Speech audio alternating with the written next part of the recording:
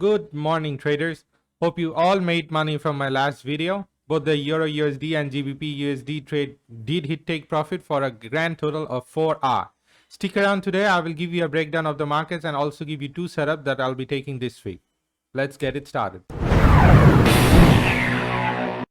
Let's start off by looking at the dollar index. As you can see, after the NFP, dollar took a nosedive and there's still plenty of room for correction. It can test up to 91.86 without really changing the trend, or even up to 91.34. As we can see from here, dollar has a chance of going down or correcting for the short term. Looking at this chart, it's a safe bet to say that all the dollar crosses might gain strength on Monday and also on Tuesday, and especially on Monday. There's a public holiday in America. It's 4th of July. We might have some erratic price action because the traders from Wall Street won't be active on that day. USD can get weaker on Monday and Tuesday, so that's one of the trade I'll be looking at.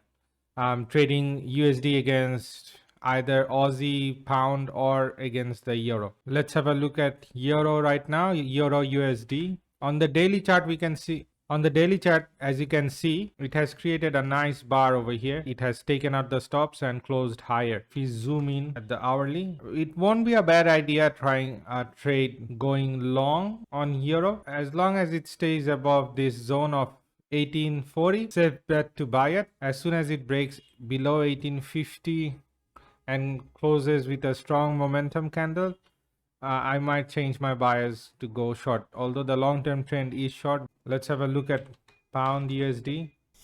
Same kind of situation over here like the euro, but on the cable we can see it create a really nice bullish candle, and usually when a candle like this happens, there is a follow through on the next 1 or 2 days. I will be looking to trade the cable on the long side on Monday. Zooming in. So this is the trade I'm looking at on Monday with pound. If it comes to my play zone, I will definitely go long on it, targeting a reward of 3 hours. Since I'm expecting some short-term correction on the dollar index, cable looks to be the winner. Cable and Aussie, which we will look into after this. If price comes down to my play zone, I will definitely take a long here. Let's take a look at Aussie now. This will be my favorite setup to trade next week. As you can see on the daily, it's created a very nice bullish engulfing candle. As you can see here, it also took out some stop near a really nice zone. For me, this would be a definite trade to take on Monday, provided it comes to my level. So if I zoom in right now, zooming into the hourly, so this is my potential point going long at 75.02. Putting a stops of around 30 pips and targeting around 80 pips. As long as price comes down and tags me in, I'm happy. And this is the kind of setup which, if it happens 100 times, I will take it 100 times for sure, because this has the highest odds of working out. And even if it doesn't, I know over large sample size, I will always come out on top. For me, this is the trade for the week. Having a look at USD CAD right now.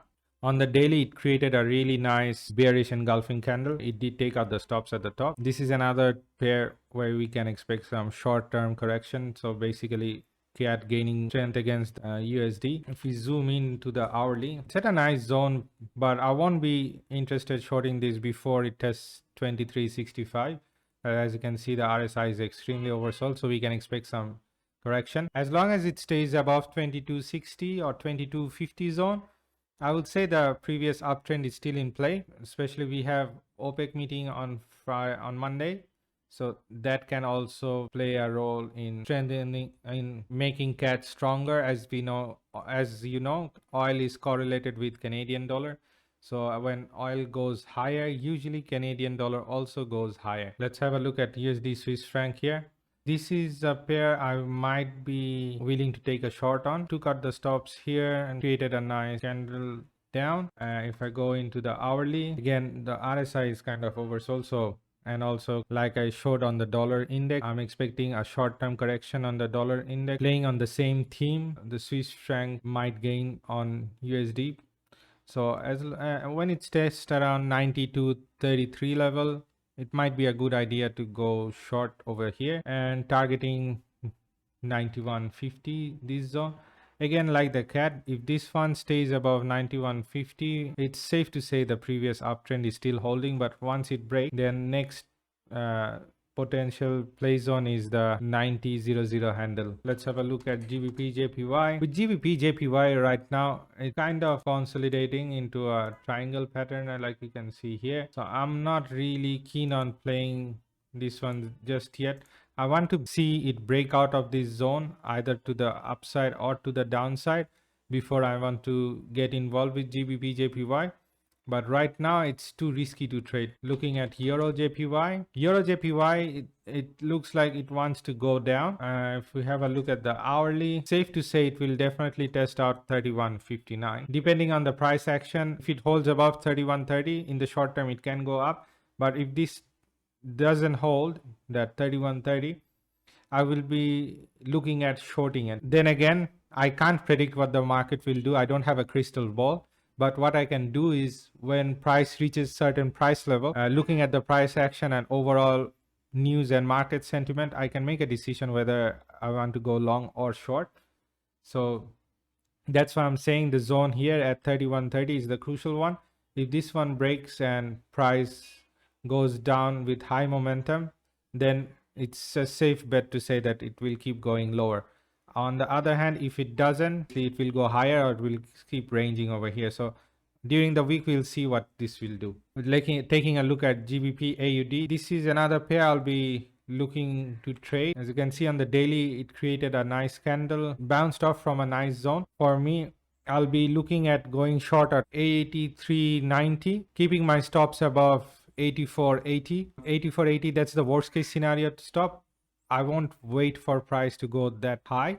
I'll probably cut 50% loss at 84.50 and then the rest of it at 84.80. Expecting price to at least test 82.70 and then followed by 81.90, 82 even. Basically, my trade idea is I want to go short at 83.90 with my stops at 84.80 and then targeting 82.00. Let's have a look at EURAUD. Same kind of an action as GBPAUD, but it's not as clear as GBPAUD. As you can see, price is ranging on EURAUD. I don't really want to trade this pair, so I'll just pass on it because this kind of price action, it's really hard to trade because it's in a very tight range. So once it breaks out of this consolidation zone, I might take a look at taking a trade on this pair, but as long as it's in this consolidation zone, I won't touch this pair. Taking a look at gold now. Gold is in an interesting zone right now. Hard to say what it's gonna do next. I can just show you the critical levels that I'll be looking at is 18.11 and on the downs, if it breaks 17.25, I will be looking at shorting this. Alternatively, if it closes above 18.18, then I can say that then there's free traffic up to 1850. As of now, how gold stands, there is no trade. If it breaks either of these two zones at 1725 or 1811, I will consider taking a swing trade on it. Otherwise, I'll be scalping the market. That's pretty much it for me, guys. Stay safe and catch you next time. If you think you found some value on this video, please consider liking and subscribing to my channel, as this will motivate me to put out more content like this. Until next time, stay safe and hope to see you all during the live session. Take care.